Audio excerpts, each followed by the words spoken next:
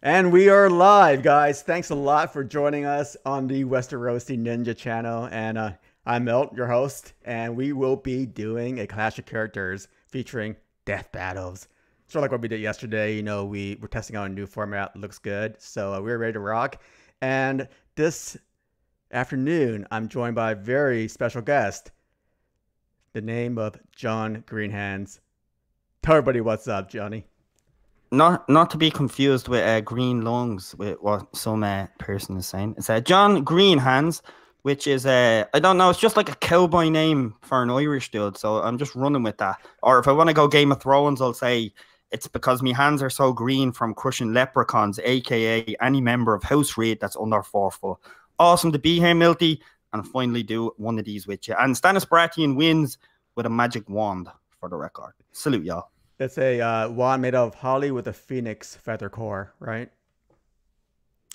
Don't bring me into that Harry Potter shit, man. I don't. It's just a wand. It's a wand, Harry. All right. And anyway, so everybody knows what the deal is with our Death Battles game. Basically, we pit up random characters with random weapons at a random location, and we are here to basically discuss who will win. It's not like a formal debate, sort of like what we had in our first Death Battles format. This is just kind of a friendly discussion, and if we agree, we agree. If we don't agree, we won't agree, and we will take any kind of opinions that people might have in the chat. So let's go ahead here and get into our board here. So everybody knows what the format looks like. We basically have characters. In this example of Stannis, Baratheon, and Daenerys with random weapons. Stannis with this magic wand. Did I say that wrong? And Daenerys with a unicorn, and the location of it is Vaes Dothrak. But we're not going to discuss this one. We are going to discuss something easy brand win. New. It's an easy win, Milt. It's pointless. Yeah, I mean, Daenerys, that unicorn, definitely in a wide open space of Vaes Dothrak. Yeah, totally, man. So Daenerys is getting fucking unicorns mixed up with Skagos. Do you know what I mean? Yeah. A shaggy dog. An endless plot. Pointless. Stannis Baratheon all day, mate. Unicorns would be, at home in Vaes Dothrak, right? Without other horses. No disadvantage whatsoever with the unicorn. But hey, we're not talking about this fight here. We are talking about a pretty random one. And our first scenario, we're going to have 5 scenarios for this stream. Okay, hopefully it'll last under an hour. And our first random scenario is...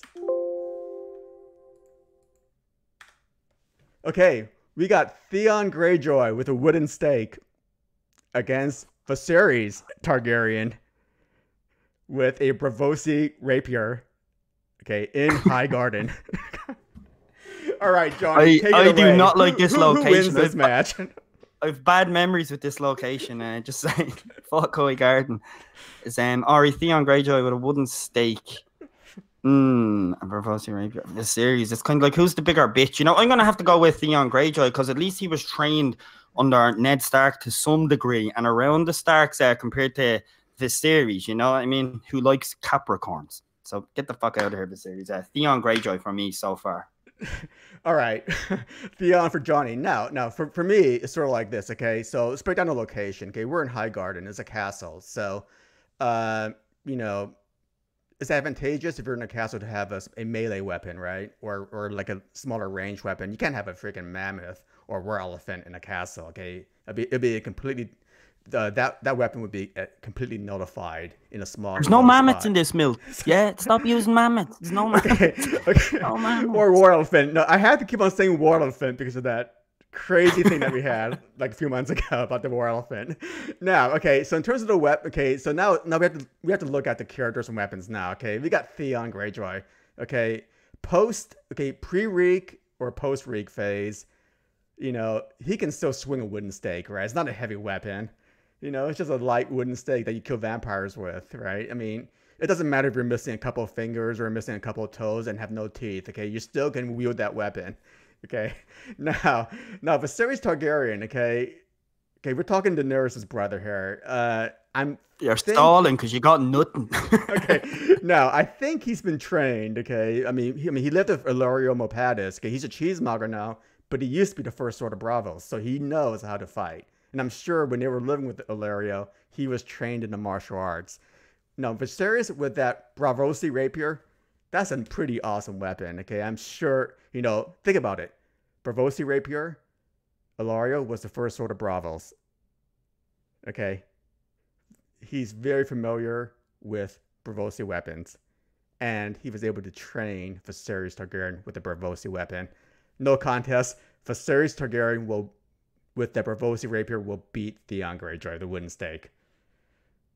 I mean, Theon's at a mobility disadvantage as well, right? I mean, if he's actually post-Reek, right, he is missing a couple of you're toes. adding this, though. Y'all see what Milt is doing. He's adding this post-Reek shit on. That just says Theon Greyjoy, mate. So we can go with that where we wish. Okay, I'm going to go Prime Theon, wooden stake, and the fact that Viserys looks like an extra from the Twilight series. Like, that's his manhood. His manhood is gone in this instance for that. Wooden stake is absolutely fitting. But Theon, okay, I'll give it to you though, okay? Say perhaps Theon Greyjoy is a little bit better as a fighter than Viserys Targaryen, but Viserys was trained by the First Sword of Braavos, which was Ilario Mormont, the former First Sword of Braavos, okay? And he has a Braavosi weapon, so you know he probably trained him really well in the use of that weapon. Okay, it wouldn't stake can't do anything against a Braavosi sword, okay? It's too short. There's not enough reach. I don't know, man. Look at, like, Theon would have been in battles with Robb. He would have been in the mix of it all. The experience is just ridiculously different. Like, I could give you the best gun in the world. And if you don't know how to shoot a gun, then the weapon is irrelevant. And it's Viserys we're talking about, for God's sake. It's Viserys. But Viserys He's a gimp. Viserys was living with Ilario Mormont, who was the former First Sword of Braavos. He must have been trained in the martial arts. Yeah, if Clint Eastwood was my next door neighbor, that would not make me a good cowboy. Yes. That's my answer to that, yeah? I'm not having a series on this. This is completely different, okay? I knew this would happen, Milt. I knew we just go against each other straight away. It's a good start. Okay. So at this point, it looks like we're at odds here. Johnny wants Theon. I want Viserys as the winner here. Okay, evidently Highgarden is not an issue right now because nobody has a clear advantage in the castle. And I just want to say hi to everybody in the chat here. We have Felicia, OTDA, we have Iris, we have Chrissy, we have Ben, we have Bridge4, we have The Dog Show, and Living My Rhapsodies in here. So thanks a lot, guys, for stopping in your busy Saturday afternoon here. And taking a break. Salute, y'all.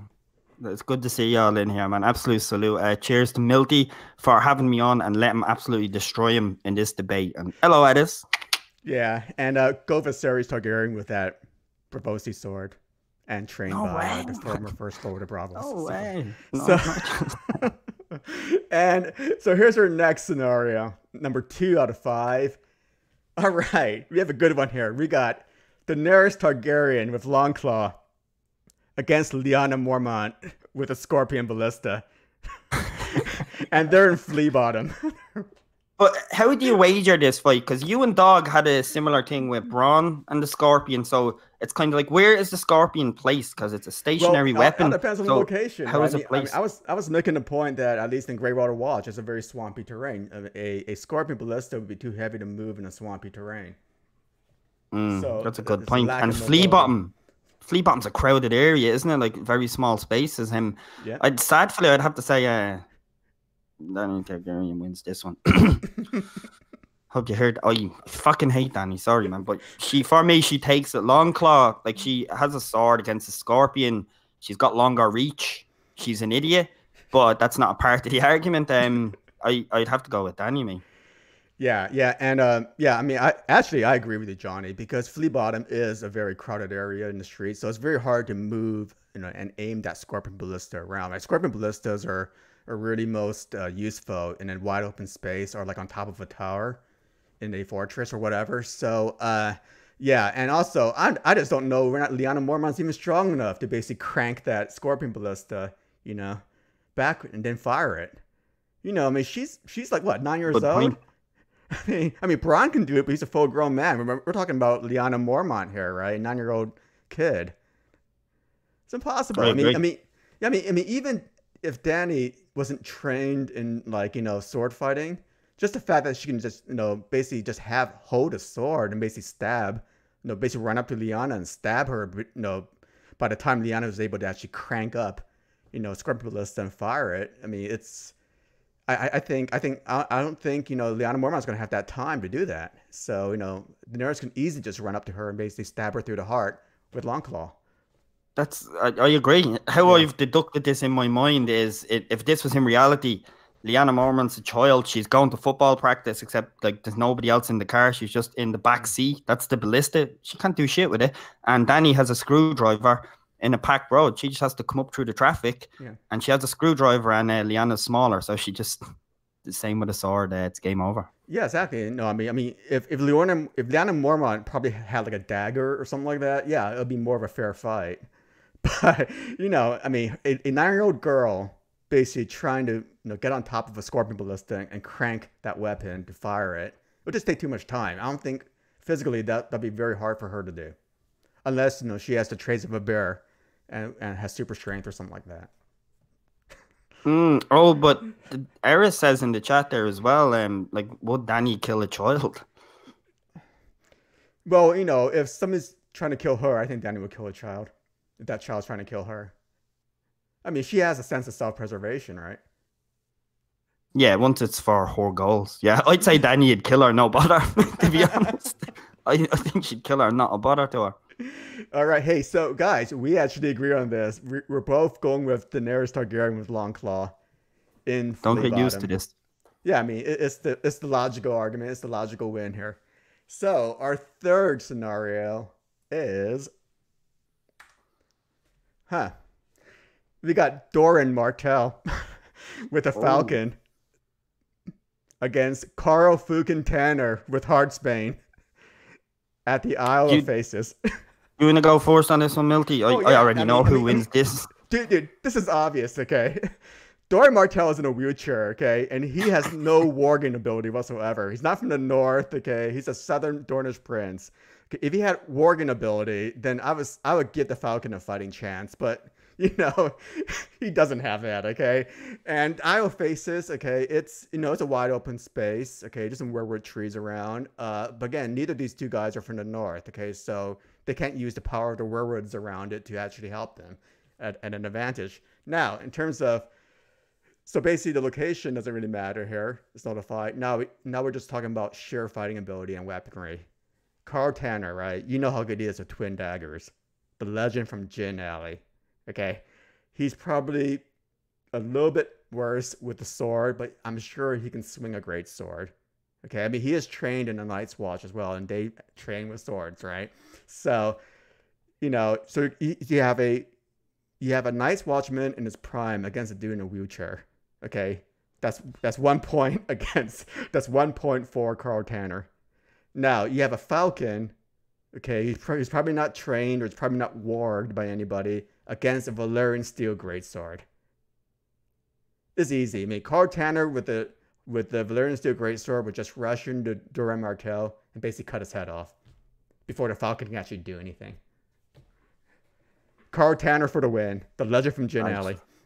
I think yeah, like one of the first points I was going to touch on would be the physicality of Doran. I don't think he's known for his physical prowess, to say the least. And Karl fucking Tanner from Gin fucking Alley. And also, Valyrian steel is lighter and kind of easier to hold and swing, isn't it? So it's not just a normal longsword. Mm-hmm. It's a Valyrian steel one. So that would add to his cause. And I guess the only thing Doran should be focusing on in this fight is, before he gets killed, maybe try and send that falcon as a raven to get a good script in Game of Thrones as a show when it gets remade in 20 years. That's where I stand. Yeah, send that script to D&D. Maybe they'll get some tips and pointers. No, not them. Not them. Someone else who cares about Dorn. Dorn lives matter, y'all. Yeah, send it to a GRM and see if he can, some plot points to make him hurry up with Winner's a Winner. I agree, 200%. And I offer nothing to it. It's like, kind of, the location doesn't matter just because they're outmatched. Yeah. Do you know what I mean? They could be fighting in a wheelchair access parking lot before all that changes. Karl Tanner still wins, Yeah, and the Isle of Faces is probably not ADA compliant here. Okay, so that wheelchair is gonna have a hard time rolling around in the wooded area like the Isle of Faces. Yep, 200. And the thing with Duran is he'll have no control over this Falcon, like, because what's his abilities with that? Do you know what I mean? Yeah. It's not like he's one of the wilding wargs. Then you can take advantage of that. Exactly. It's a random animal that's just gonna fuck off and leave you there. Yeah, I mean, he's of Roynish blood. You know, he's not from the north. Okay, his chances are he's not a green zero or a warg. There's no way he can use that Falcon to his benefit. Okay, fine. Okay, you might make a point that he's able to train a Falcon, but there's nowhere in the lore in the text that says that he's a Falcon expert. Okay, he's not like Willis Tyrell, who's actually been it's been actually described as training Falcons, as a Falconer, if you will. Is Doran Martell. I mean, he spends his time playing Savas. Sit down, Duran, and sit down permanently, mate. Yeah. You're fucked. Sit down, Doran Martell. Karl Tanner will kill you with heart stains, I'm going to say. Only on this stream. All right. And our next random is... All right, we have a good one here. We have Joffrey Baratheon with a frying pan. Okay, against Meera Reed with Lady Forlorn. At the Isle of Faces. Really? It's like, what advantage would Meera have at the Isle of Faces? Oh, it's a tough one. How long do we act like it's a tough one before we say our answers? It's the real question. Ooh, this is tough. Ooh, Meera Reed all day. She doesn't even need a weapon in this fight. Joffrey doesn't even know how to cook for himself. So what the fuck is a frying pan? It's Meera Reed and the Isle of Faces. That's just even funnier. Where do you stand on this one, Milt? No. I mean, I agree with you. I mean, there's no way that Joffrey can win this fight. First of all, they're the Isle of Faces. Meera Reed's from the north. Okay. She's from a family with mystical abilities. She can just harness the power of the werewolves to basically, level up and give her like a +2/+2, strength defense counter on her character already, even before the fight starts. She also has, one of the most badass Valyrian steel swords around in Lady Forlorn. Okay, time-tested, battle-proven sword. Okay, and plus, more importantly, she is a trained fighter and hunter. She knows how to fight. Okay, now what does Joffrey have? Coming into this fight. What does he actually bring into the fight? He's temperamental, cruel, but he hides behind. He's cowardly and he hides behind other people to do his dirty work for him. He doesn't know how to fight, at all. He's dim-witted, and he doesn't even have a good weapon either. He has a frying pan against a Valyrian steel sword. Think about it. A frying pan, limited reach. Okay, you can't battle, basically a long sword or a bastard sword like Lady Forlorn. It's impossible. You could make a nice amount of eggs on that though. Now, I would say if it was a trained fighter, say for example, like Bronn or something like that, he can actually probably use that frying pan to his advantage against the sword, right? Because you can kind of twist the frying pan around. You can actually wield it on edge very quickly. And it'll be a very deadly weapon. Or you can turn it. Yeah. Or you can turn it face forward and it'll be a really good shield. Right? I mean, we're looking at about 12-inch frying pan here, right? In diameter. So it's pretty it could be a deadly weapon in the hands of a skilled fighter or a bar brawler. But against Joffrey, there's no freaking way. I mean, he's supposedly trained, but he doesn't know how to fight. Like the thing is, you could even give Joffrey his widow's wail and then give Meera Reed nothing. And you can say the fight will be a little bit closer, but Meera still comes out on top. And look at the fight we're actually dealing with. It's a one-way street here. Yeah, it is. Yeah, I mean, again, good. So we agree on this guy. Meera Reed all the way in Isle of Faces here. Let's see if we have a good one here for next. All right. Let's not do this because it's the same characters. There we go. Okay, we have the Spice King from Karth with a club against Rodrick Cassel with a boomerang. Is the Spice King that dude who looked like an anime character with no chin and he's just a little egg or something? Yeah, Daenerys Targaryen. That was him, wasn't it? Yeah, that was him. Yeah, I mean, he was the guy. He looked like kind of like the Thing, but he couldn't move as fast and he wasn't as strong. And against Rodrick. but they are in the Great Pyramid of Meereen here. So we got the Spice King against the Winterfell Master at Arms. Go ahead, Johnny. Do you want me to go first on this? Yeah, go for it. Like, I would have to take into account that Rodrick has to travel for this fight. So he would be over in the Great Pyramid of Meereen. The Spice King obviously knows the ins and the outs to be running cart for so long. But like I kind of want to pick the Spice King because he's the underdog in this, but like I'm not seeing any alternative where he comes out on top. I could see most of this fight being a boomerang. I'm just looking at the weapons now. I think the Spice King has one good club in him. And it's a place set up with whores in it. It's not an actual weapon. And then a boomerang, like I have to go serious on this. I think this fight goes with the Spice King knowing the ins and the outs of Meereen. And it's more like a cat and mouse game of how long he can run until he gets tired. And then Rodrick eventually catches him and then just chokes him out with the boomerang. Like, doesn't even have to throw it. It's pathetic. He just has to put it around him and choke him with it. Like, that's how I see that going. Yeah. So with Benny Hill music. Man. Yeah. Okay. In my opinion, okay, I think Rodrick Cassel takes this. Okay, because we're at the Great Pyramid of Meereen here. Okay, we're not like in Karth. The Spice King doesn't know what's happening in the Great Pyramid of Meereen. He has no home field advantage in Meereen. His home field advantage is in Karth, okay? Like 1,000 miles away. So screw that. Location-wise, it's a draw. It's a push here. Now, okay, we're talking about a club and a boomerang. Now, your point is actually right, Johnny. He doesn't have to throw it. I mean, a boomerang can be used as a melee weapon, right? You can just basically pound somebody with the end of a boomerang, and they'll die. No problem. It's him in the face. So club's a better weapon. I agree. There's more reach. More weight behind it. It could probably generate a lot more force, with one blow. But so club wins over boomerang here. Now we talk about the fighting abilities of the characters here. Okay, what do we have here? Okay, we got Rodrick Cassel, Master at Arms at Winterfell. He trained Jon Snow. He trained Robb Stark.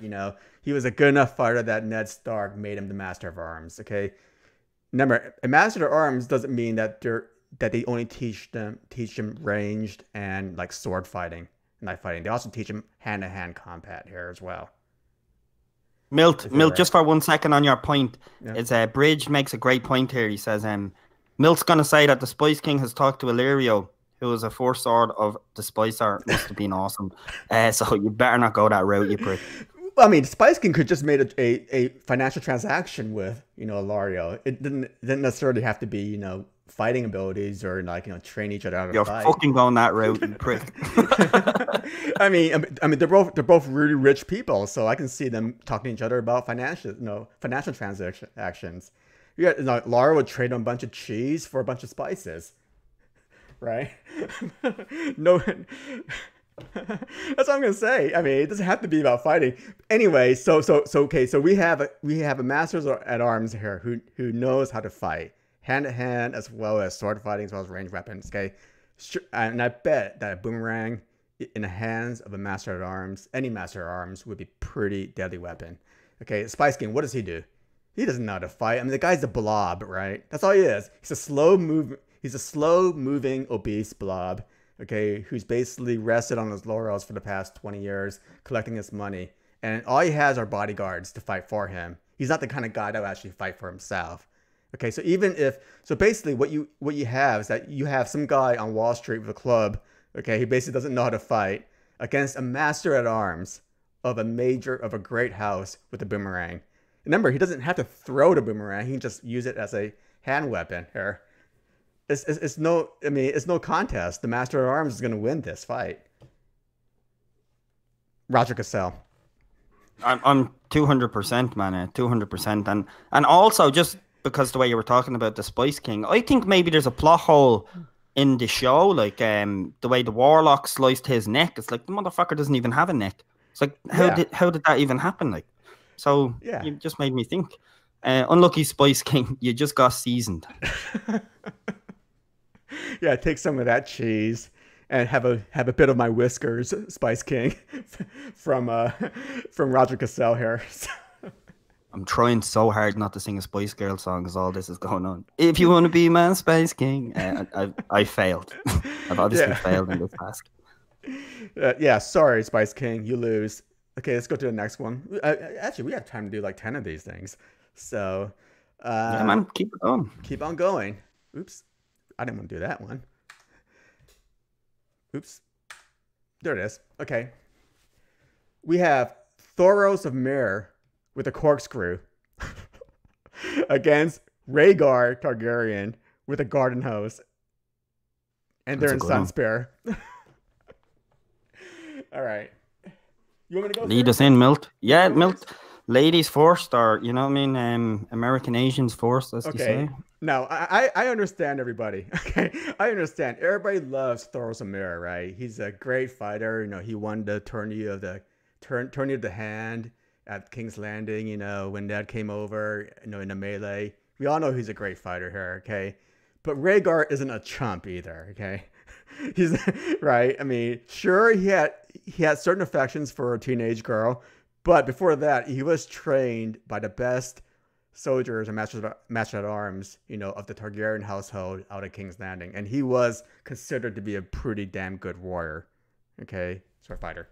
Okay, so in terms of fighting ability, I would give just a little bit of advantage towards Thoros of Myr, but it isn't as one-sided as everybody makes it out to be. I mean, just because Rhaegar plays the harp doesn't mean he's a bad fighter. Okay, now in terms of the location, Sunspear. Okay, I would actually call this a push. Okay, Thoros of Myr. Myr is a pretty, you know, it's a coastal island, you know, off the coast, you know, off of Essos here. You know, essentially it's the same latitude as Sunspear, so he's kind of used to the heat. You know, maybe Sunspear's a bit drier, a little bit hotter, but you know, roughly the same latitude. Okay, Rhaegar Targaryen. He's a Targaryen, okay? He doesn't bother him. Humidity doesn't bother him. He's a Targaryen. He has fire in his blood, right? And, you know, and he's part Dornish as well, right? Because his great-granddaddy, you know, Prince Doran II was, you know, he married a Dornish princess. So he has those Dornish bloodlines as well. All right, now, location doesn't matter as well. So now what do we have here? Okay, we have weapons, okay? This is tricky here.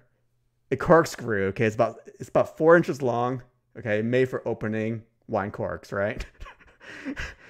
Okay, it's a pretty good weapon, you know, very stealthy, you know, in the hands of a good fighter, perhaps like Thoros of Myr, it could be a deadly weapon. We have a garden hose. Okay, garden hose is no joke either, right? You can strangle somebody easy with a garden hose if you get behind a guy and basically, you know.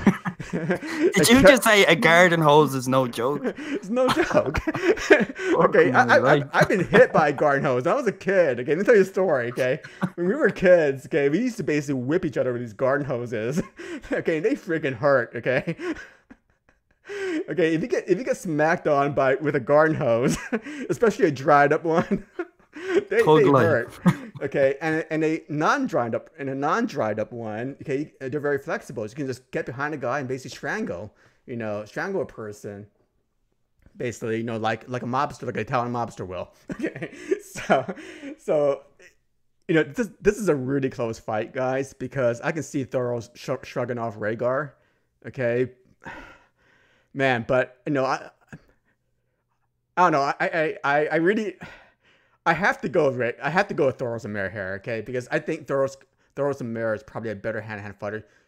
He wouldn't put himself in a situation where Rhaegar can actually get behind him and strangle him with a garden hose, okay? And you know, if Rhaegar does get too close and tries to do that, that corkscrew in the hands of a seasoned melee fighter like Thoros of Myr would be deadly. I mean, basically, he could just use that corkscrew, basically poke out both of Rhaegar's eyes, and a story. Thoros of Myr.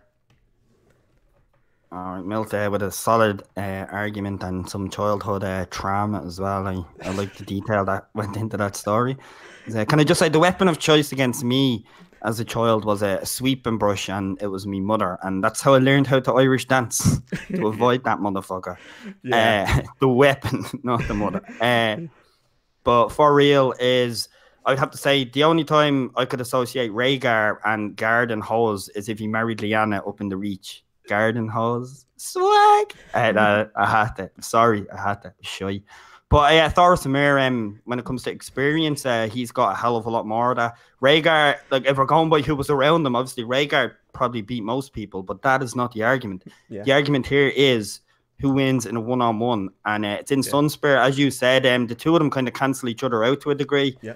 Thoros, his history, he's been in his duels. Do you know what I mean? Not in that sense, Jesus. Not in Rhaegar's duels. But Thoros has been through. He's been through the rough and the mud, so to say. And he lit a sword on fire, charging was at the Greyjoys, and Rhaegar snuck off with Lyanna and got smashed by Robert, which is a very, very formidable foe. Mm-hmm. But yeah, do you know what I mean? Thoros and Meera got killed by a beast, and so did Rhaegar. They have that in common. But if the two of them are facing off against each other, and it's a corkscrew, it's a sharp object.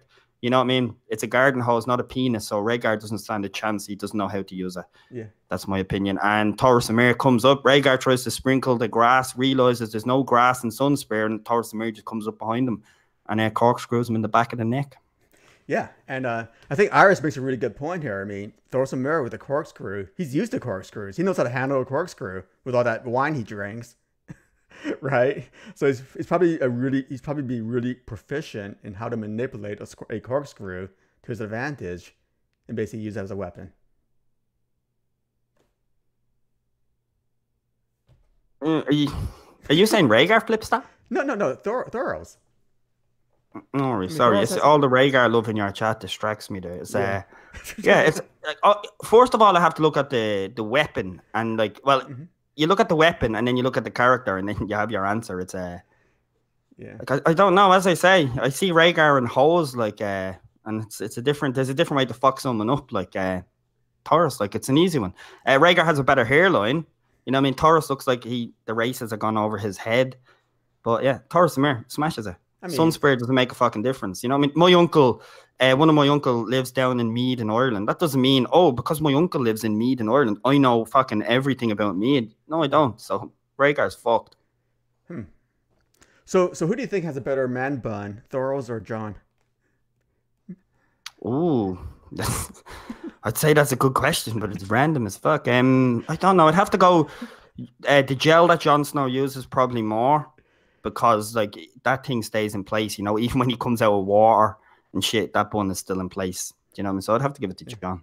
Yeah, I mean, Thoros reminds me of like a 55-year-old university professor who still thinks that he's a really young kid, and so he basically puts his hair, keeps his hair long and wraps up in a man bun, but his hairline's receding up front, so it looks really funky. Yeah, isn't that what the Hound said in the famous words of the Hound? Top ball cunt. So yeah. Okay, hair knot or whatever you want to call those things. Anyway, it doesn't matter. Okay, so it looks like both of us is going Thoros here, right, with the corkscrew. But Rhaegar is no Trump. Okay, every position. And the garden hose is seriously underrated as a weapon. Trust me on that, guys. All right. You're still sticking to that traumatized childhood. God bless you. No. Seriously, get a dried long garden hose. Chop it up into pieces, like maybe 3-foot pieces. Give it to your buddies, right? And basically tell each other just to smack each other with a freaking garden hose. It freaking hurts. Okay, it's not good. Milt, is these the little lessons you did when you were becoming a ninja, man? Fuck that. That's crazy. Yeah, it teaches you mobility and nimbleness. Avoiding those garden hoses. All right. And our nimbleness. and our next fight. Okay, here's an interesting one. It didn't randomize it, but it's interesting. You have Syrio Farrell with a garden hose against the Lord of Bones with a butter knife. Okay, at the twins. Do you want me to take this? Yeah. The first son of Bravos doesn't run either. That's the cheapest impersonation you'll ever hear. Well, just so Milt doesn't ask that question at the end of it, is I think Syrio Farrell has better hair than Lord of Bones. For the record, best hair in the kingdoms, questionably. But we're going with the garden hose again. I'm going to sound like a hypocrite no matter what I do. But Lord of Bones with a butter knife, definitely a problem. Just I'm thinking of his physicality behind wielding it, because like these two weapons won't last long in the fight, so it's going to come down to physical prowess. And it looks like it's going to be the old battle of speed versus power, and it's at the twins. I believe nobody gets an advantage there. We don't know enough about Syrio to know where he has been and where he has not been. Exactly. And we know Lord of Bones knows nothing. So I think just by a few inches, Syrio would take this because he'd be used to castles and keeps and locations. Lord of Bones, Ygritte, that's a windmill, Ygritte, you fucking idiot. And she thought a windmill was a castle, so that says a lot about their intellect in this location. So Syrio will take it for that. And then a garden hose, I believe Lord of Bones will come at him. He's not the smartest, so he doesn't got any genius, whereas Syrio Forel, he basks in just being genius from what we've seen. And Mirren Trent, I know he's not the best adversary to face, but at the same time, he did take on a Kingsguard with a wooden sword, and he was doing a pretty nifty job there, and Arya got out safe. So I'm going to bring the garden hose in as the wooden sword, and this dude doesn't even have a proper sword. It's a butter knife. For this, Syrio is edging it all for me, and I think he'll do you remember what Bronn did down in the Vale? You kind of make him get tired out, and then hopefully, I'd say, catch him in some sort of Bravasi chokehold, and then dance on his face, water dancer style. I give it to Syrio. I think he makes him tired and gets him into a position and chokes him out. All right, yeah, okay. Well, I'm going to have to disagree with you, Johnny, here. I think the Lord of Bones will take it. And here are my reasons why. Okay. In terms of the location, it's the twins. Twins is basically two keeps on both sides of the riverbank, basically separated, joined together by a bridge over the Green Fork. Okay, so they'll be fighting probably on the bridge. Okay, so nobody really has an advantage in terms of using the terrain or location to hide behind, for stealth attacks, if you will. Okay, so basically, now what do you have here now? Okay, you have the Lord of Bones against Syrio here. Syrio Forel, yeah, the former first sword. Okay, I have to say sword of Braavos. Okay, I don't know how great he is without a sword, because by all descriptions of him, okay, in the books, is that he's a pretty small guy, right? Pretty small, slight guy. Okay, he's maybe 5'2" or whatever he is. Okay, against the Lord of Bones, okay, who's been described as a freaking brute.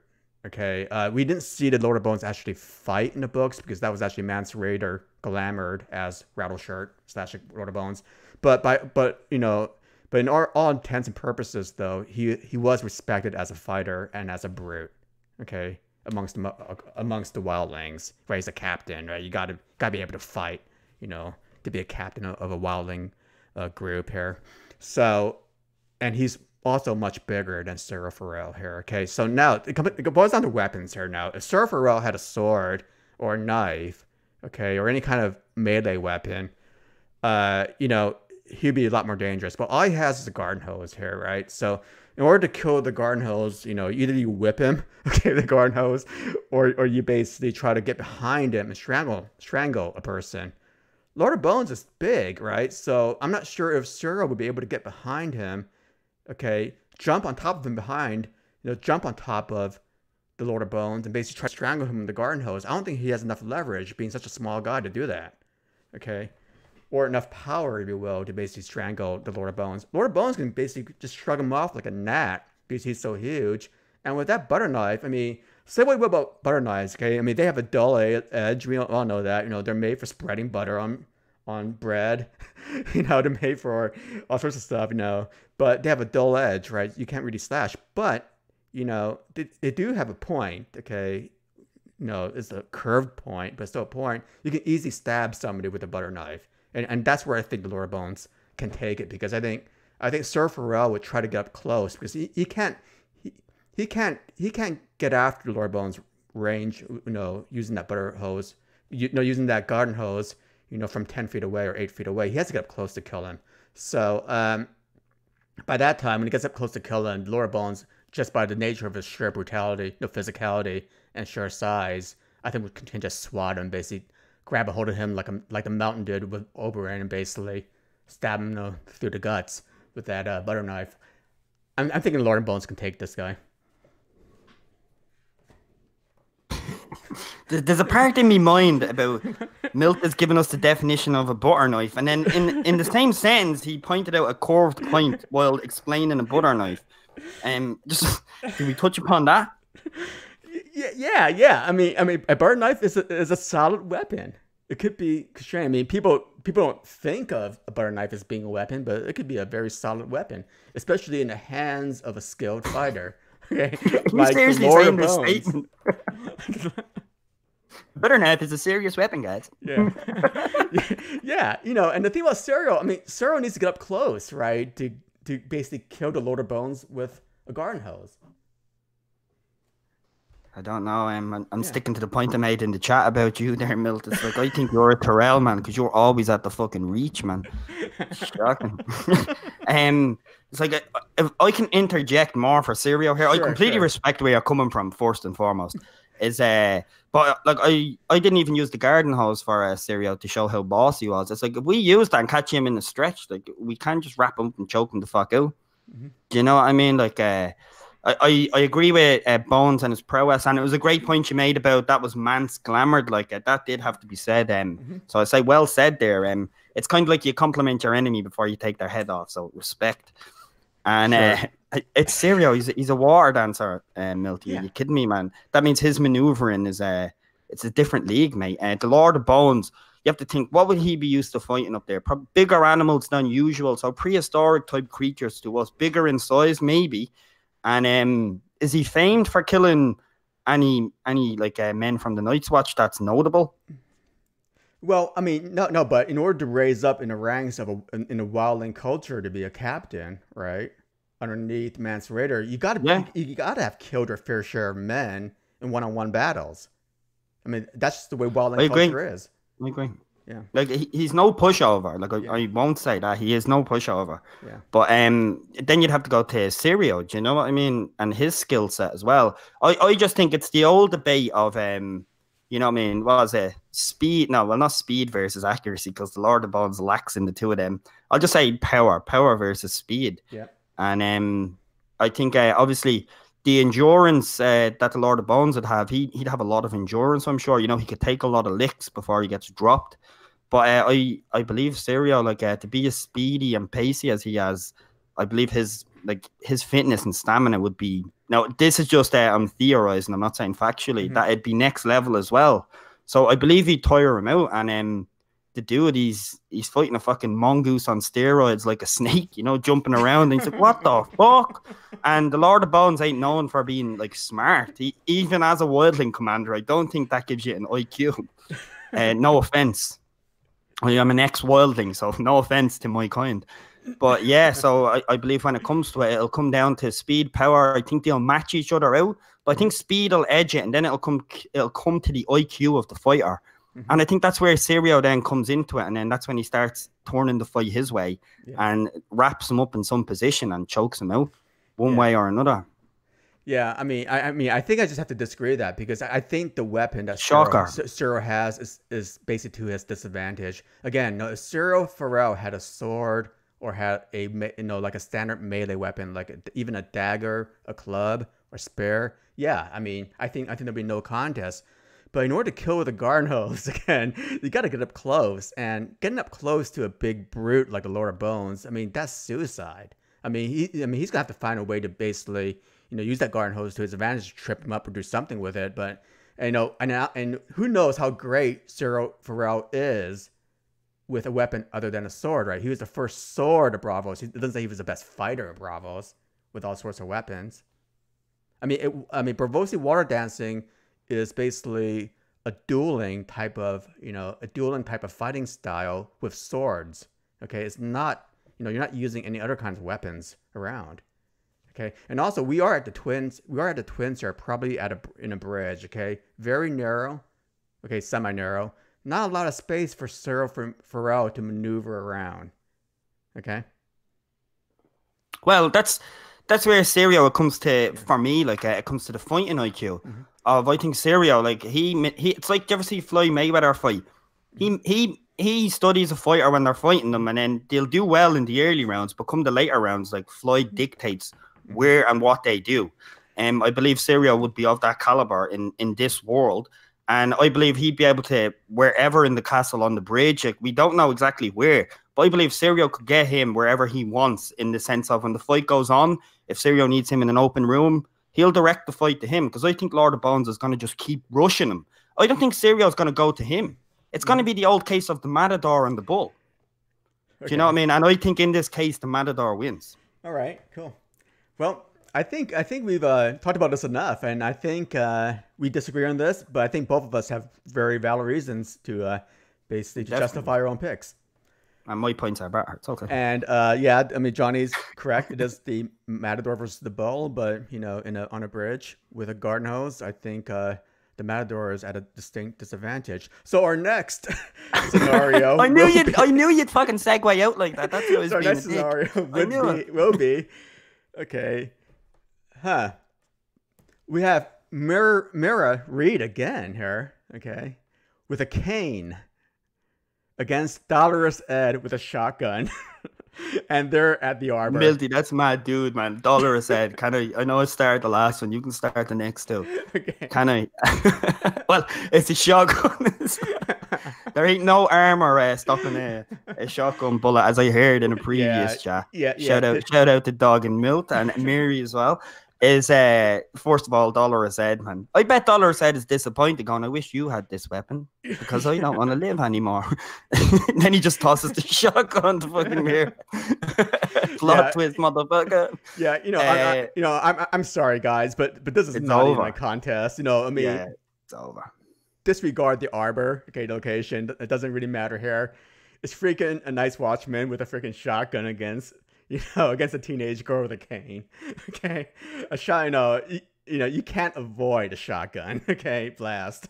Right. I mean, it's basically a scatter shot. Right. I mean, you can't avoid it. You can be, most likely be hit by a few pellets at least, and at that point you'd be injured. And Meera Reed is not a knight, right? So she's not wearing any kind of armor. Right. All she has are her leather breeches and her leather shirt or whatever she has wears. And yeah, it's not a fair fight. I think Dolorous Edd with the shotgun. I mean, you don't even have to be a great fighter to use a shotgun, right? You could be Olenna Tyrell and use a shotgun and basically kill somebody with that.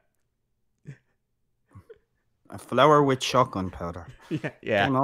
Game over. Yeah. This is game over here. So we have to go to the next one. Not a fair fight. Sorry, Meera, but you lose this battle. All right. Huh. We have Samwell Tarly riding on Viserion against the Greatjon with Lightbringer.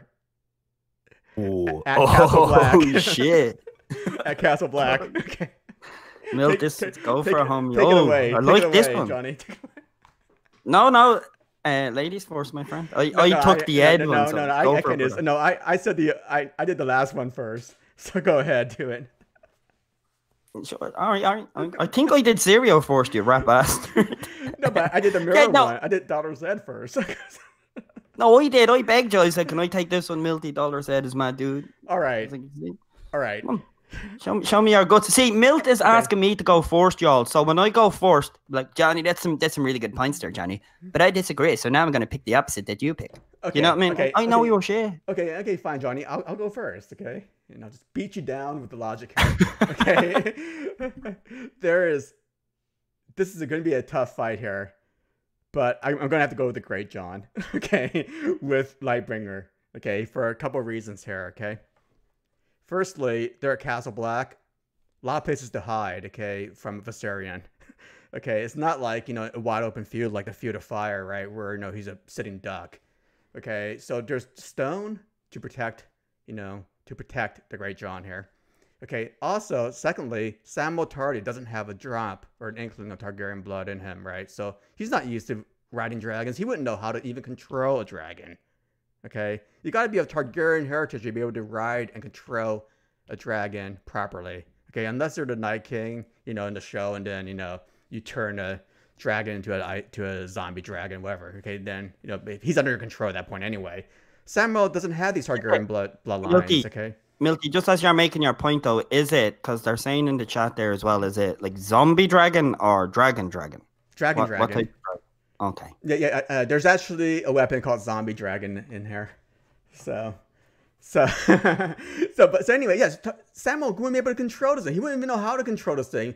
More than likely, he'll end up like freaking Joffrey Targaryen in Dance with Dragons, riding an unfamiliar dragon and basically falling off of it, into the dragon pit. Okay, there you go. Just some fire and blood trivia for you. Okay, so that's what's gonna happen to that fat Samuel Tarly. He's gonna fall from it because he can't control it. At that point, easy. Greatjon Umber with his freaking badass flaming sword will walk over to Samuel Tarly, who's writhing in pain because he just fell off Viserion, and basically stab him through the heart. End of story. Samuel's dead.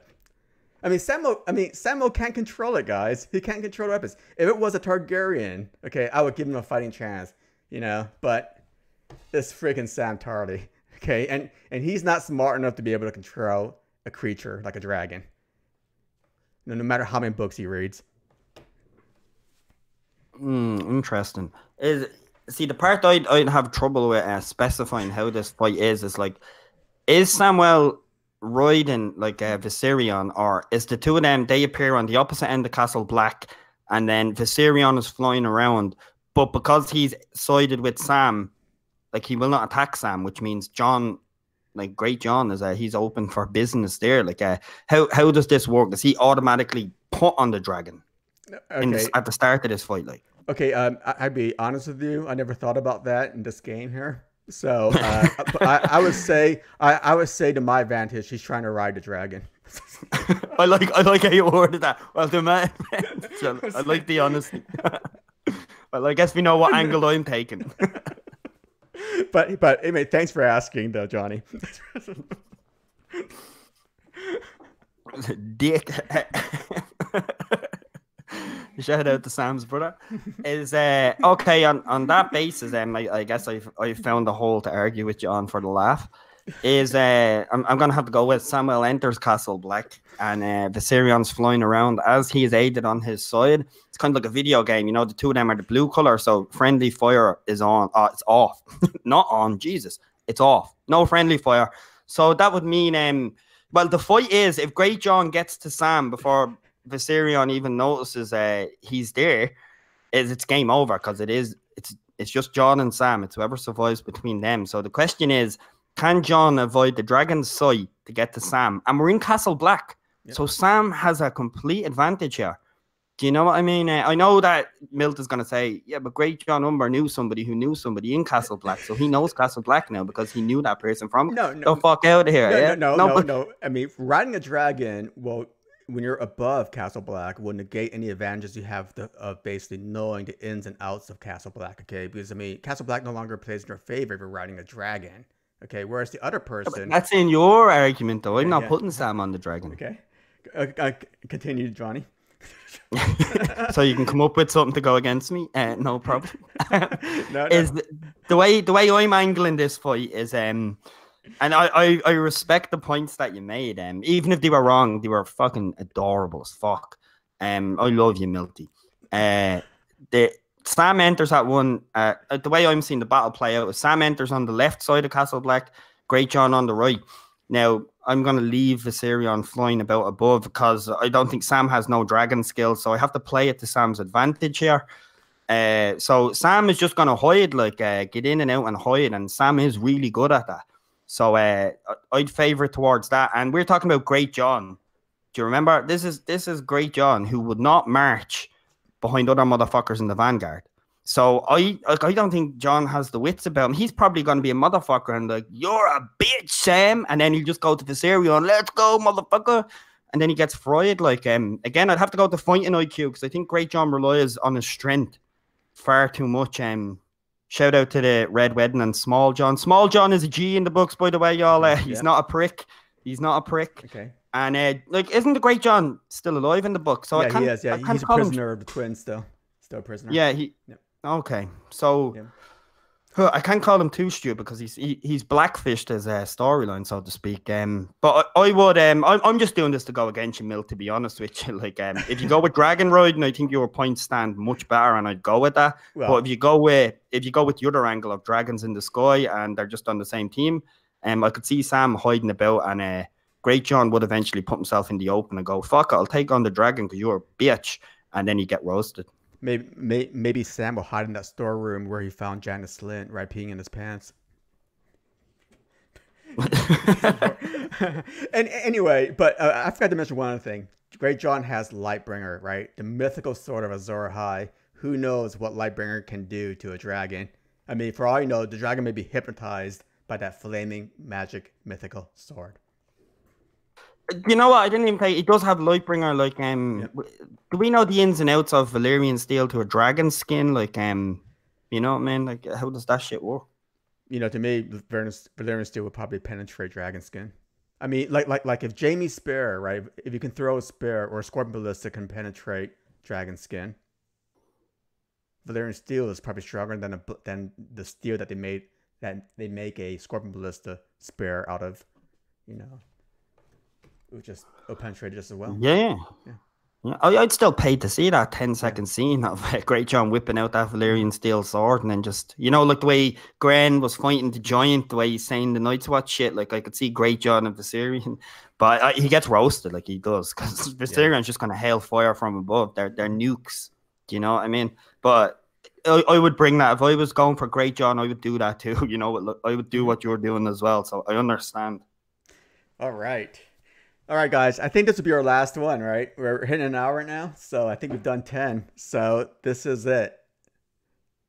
Our ultimate matchup, our last for number 10, Milt. I'm gonna use me Ned Stark pin to open this beer. This is the only thing that the hand sigil should be used for.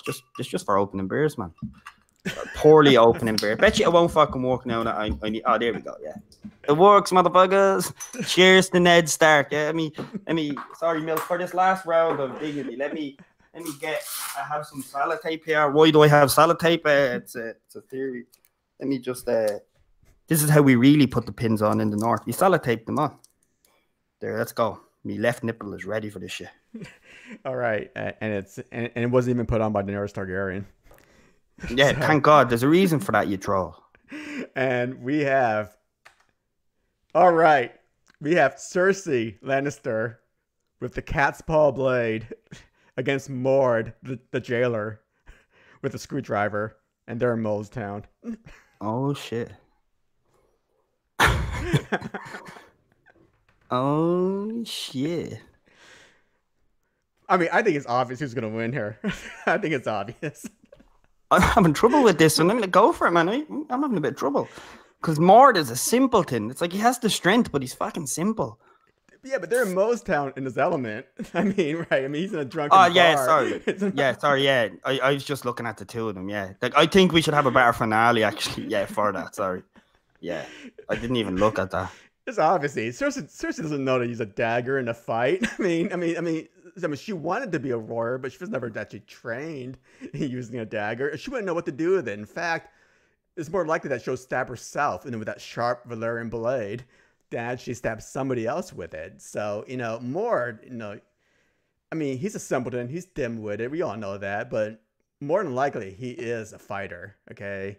Right? In the books, they described him as having scars because he was a soldier, or maybe he wants to pretend he's a soldier, but he knows how to fight. Okay, and a screwdriver again is no chump weapon here, right? I mean, that's a pretty serious, deadly weapon. I mean, think about all the people that you've read about or heard about who's been stabbed with screwdrivers. Okay, it's once it's sharp, it counts, like more or less. Yeah. You know what I mean? Yeah, I agree with you. It's a nasty melee weapon. Now, so you basically have two characters. Okay, Mord is a better fighter than Cersei, obviously.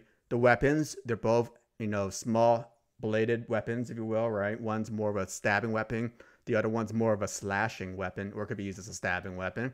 Okay, but in terms of the weapon character combination, I would have to give it to Mord. Okay, only because he's a better fighter. Location wise, okay, they're in freaking Molestown, right? I mean, Cersei has no idea what the hell Molestown is. I mean, she'll be like, it should be like a deer in the headlights. The deer, in the headlights, basically, with that look, goes, "What the hell is this place? I'm in a brothel, with all these, people I disdain and despise, lower classes, whatever you will." Mord, he's at home, okay, with those people in Town, okay? He can relate to the people in Town, okay? So he's, in terms of a home field advantage, I think Mord will have that kind of like morale boost being in an area or in a place that he's familiar with or that he feels at home with. Whereas Cersei would be stressed out because she wouldn't know what to do in Town, right? She'll probably think, she's so paranoid, she'll probably think that just, all these other Town people are out to get her or something like that. And she won't concentrate on the fight against Mord. So I think Mord of the Screwdriver will win this one easily. Yeah, I can't offer anything else. Like if I had to defend Cersei, and I'd be grasping straws to say the least, but I'd have to mirror how Tyrion kind of manipulated Mord, so the manipulation, the money is there. They are from the same family. They know their wards and their power. Maybe she could manipulate him until he's at a weak point and then stab him in the neck. But then it comes to the prowess. Like, do you really need much training to know how to stab someone in the neck when you have to in a life or death situation? Exactly. But I'm reaching, like, as I said, like, yeah. I think Mord smashes it. Like, I pointed out, if I was forced, I'd probably try and pander to that. But yeah, it's like a simpleton or not, the dude has brute strength, and he has a weapon that can do damage to you. Like, I'm surprised we're arguing this. He smashes it. I mean, exactly, Johnny, because like in this situation, I mean, if you're holding a knife, it's really hard to manipulate somebody who is also holding a knife in basically in a battle situation. Okay, Tyrion was able to manipulate Mord because Mord had the upper hand, right? And he had no weapon. He wasn't even afraid of what Tyrion was going to do to him. So I mean, all Tyrion did was just give him a bunch of money to let him go. But we are in a life or death situation here.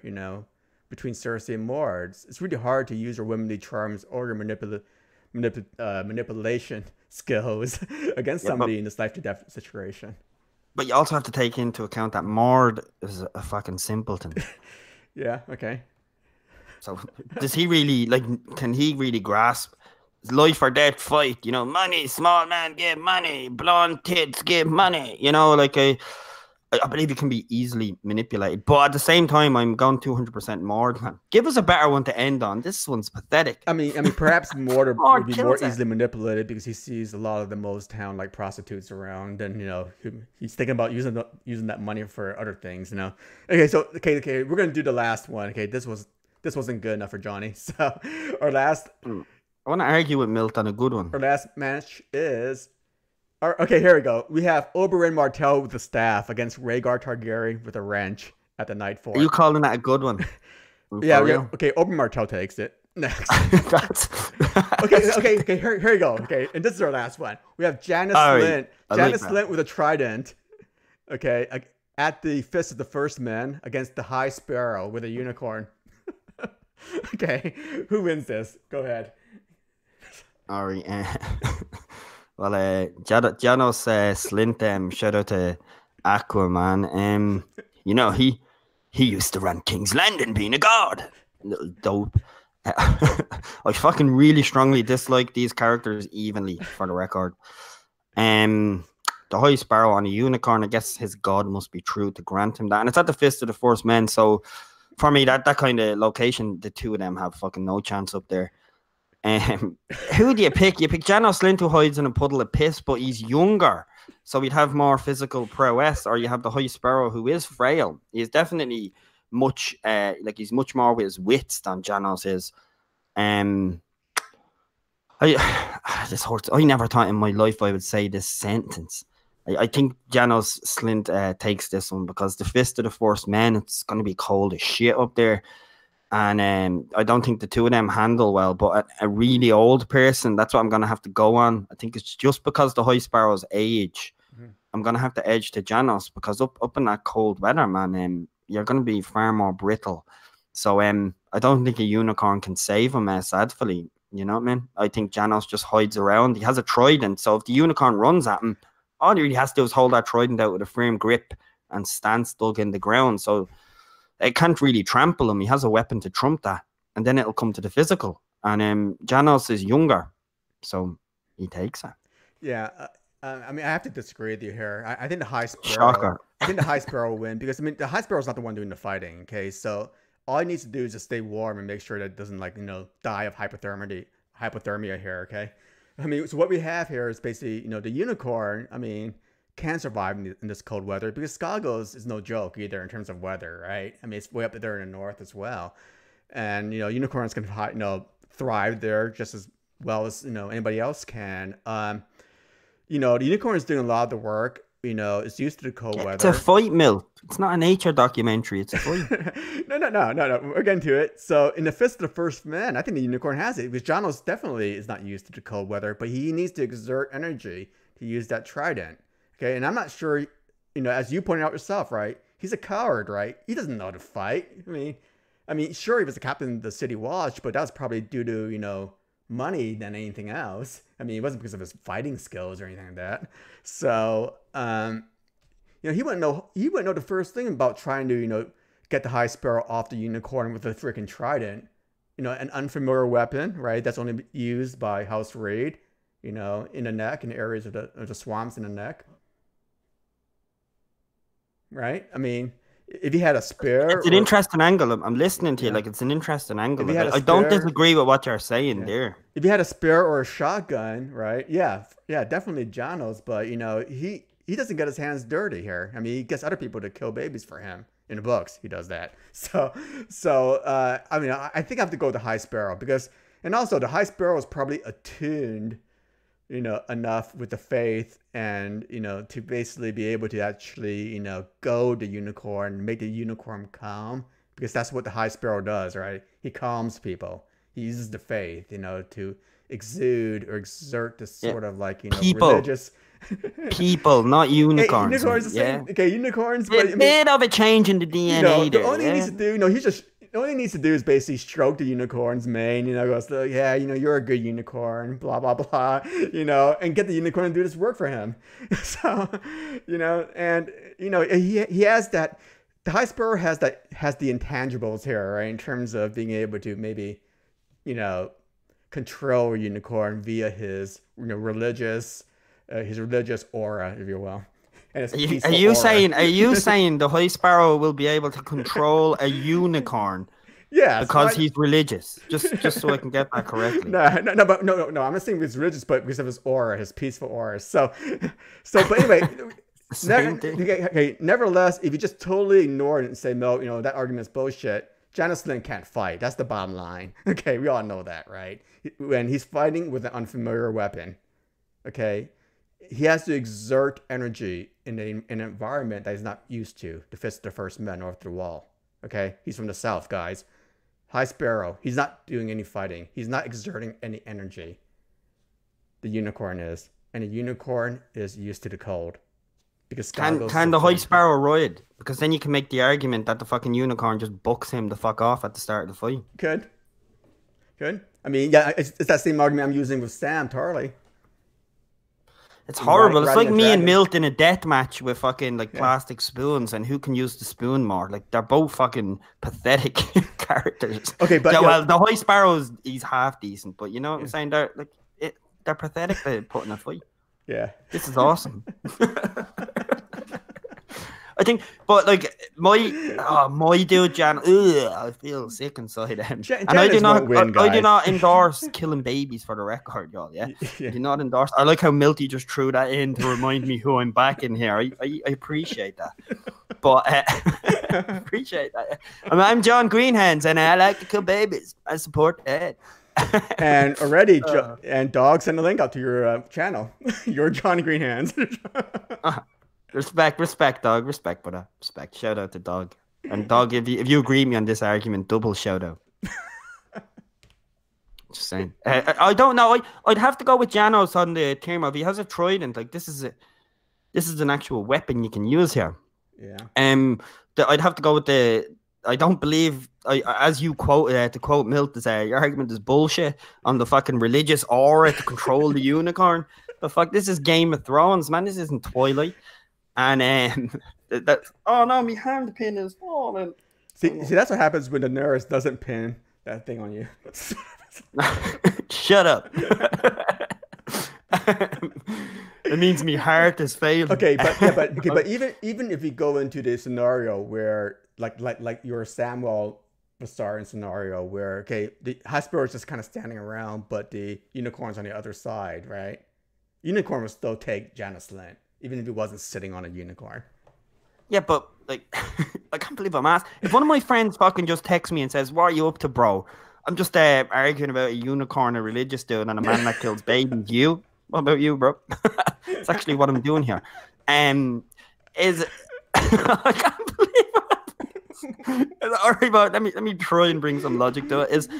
Would the unicorn, like, can we get David Attenborough in here and ask him, would a mythical created creature called a unicorn attack another human being, like, in the sense of, like, are they trained to go at people? Like, what the fuck am I doing with my life? Yeah, I mean, we haven't visited Skagos yet, right? So we don't know a lot about Skagos from the lore, but there are unicorns presumably there because, unicorn horns are actually traded on the market, okay, in Westeros. So who knows what they do to unicorns there? Maybe they are used, as animals to ride on. We don't know.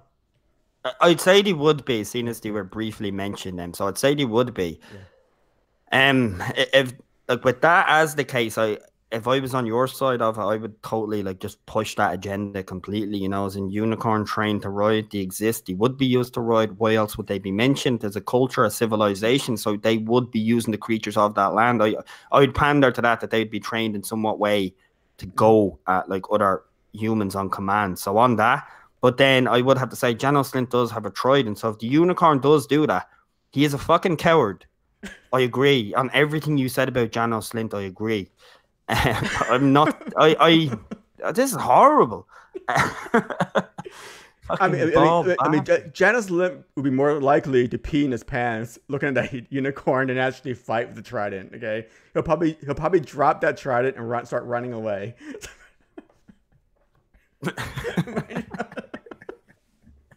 Ghost would probably get more scene time in this fictionary fight than he got in the show as well, just running around in the back. Shout out to Ghost. We ain't forgot you, brother.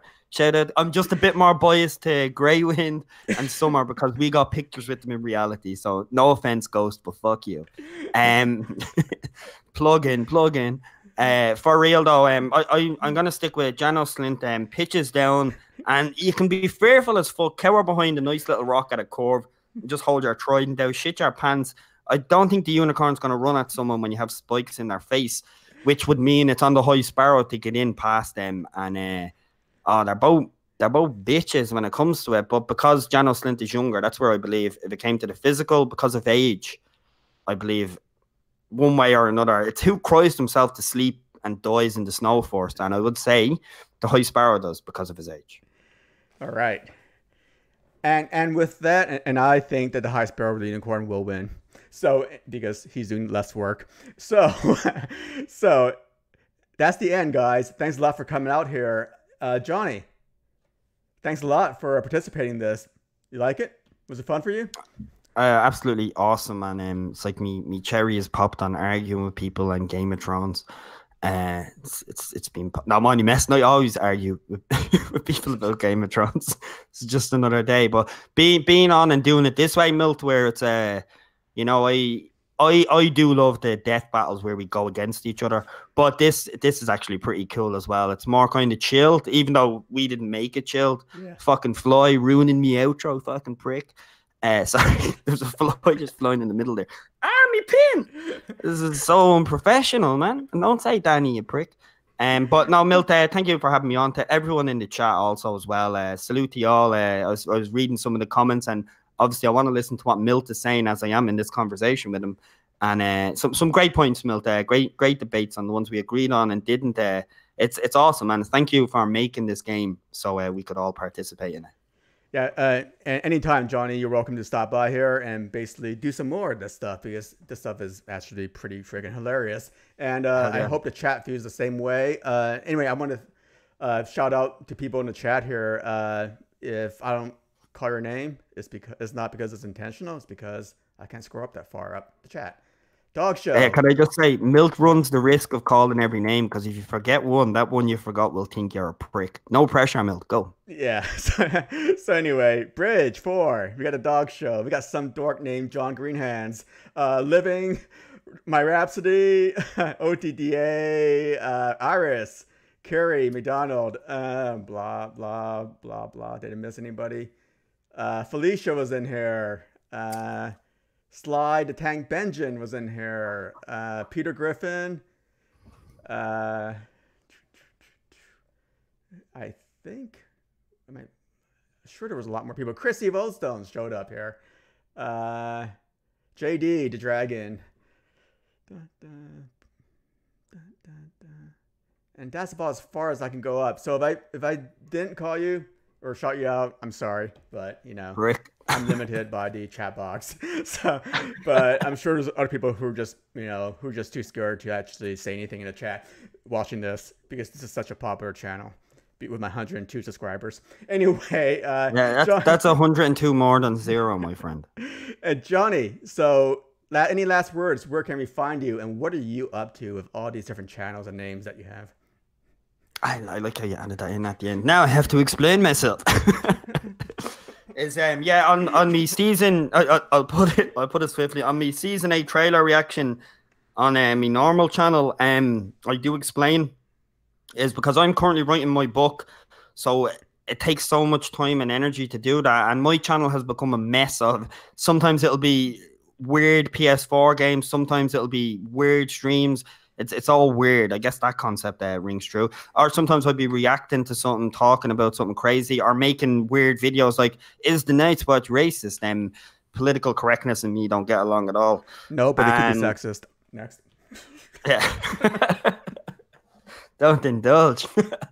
But so the reason why I changed it is on this one, Jon Greenhands, my new name, I am the Faceless Assassin, is as I said to Milt, is I want to kind of comprise all my video streams. I'll be doing a podcast with Milty and Scrubs every second week. We'll be discussing a character breakdown. Patchface is the next one. We're going to redo our Rhaegar one. It's kind of like the real obscure characters from the books, and we kind of have a back and forth about them to see if we can get where they're coming from. Give them the attention they've lost. And obviously on the channel, what I have up now on this Jon Greenhands is me and Edis. You see her in the chat there. That's me other half. The beautiful Edis, so she doesn't kill me later. We have a video on the channel now of me and Edis in Winterfell and where Winterfell was filmed. So if you want to see how the Game of Thrones tour goes, go across to our channel. And the next video I have coming out is I actually have an interview with an extra.